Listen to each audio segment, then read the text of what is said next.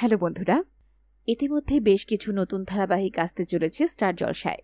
এরই মধ্যে জানা গেছে ৭ই জুলাই থেকে আসতে চলেছে রাজেশ্বরী রানী ভবানী। এরই মধ্যে সামনে এলো আরেকটি নতুন ধারাবাহিকের প্রোমো, ধারাবাহিক লক্ষ্মী ঝাঁপি। এই ধারাবাহিকের ট্যাগলাইন হল এবার লক্ষ্মীদের হাতেই লক্ষ্মীর ভার। প্রোমোর এই ভিডিওটিতে নায়ক নায়িকাকে দেখা না গেলেও ইতিমধ্যে জানা গেছে শুভস্মিতা আর সৌরভকে দেখা যাবে এই ধারাবাহিকের প্রধান চরিত্রে।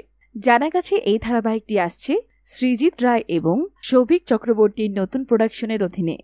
সৌভিক চক্রবর্তী এই ধারাবাহিকের স্ক্রিপ্ট রাইটার। শুভস্মিতা মুখোপাধ্যায়ের সঙ্গে এই প্রথম জুটি বাঁধছেন সৌরভ। পর্দায় এবারই প্রথম দেখা যাবে এই জুটিকে। ধারাবাহিকের প্রোমো, লুক সেট অনেক আগেই শেষ হয়েছে।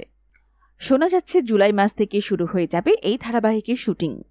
প্রায় ৯ বছর পর আবার ছোট পর্দায় ফিরছেন এই অভিনেতা।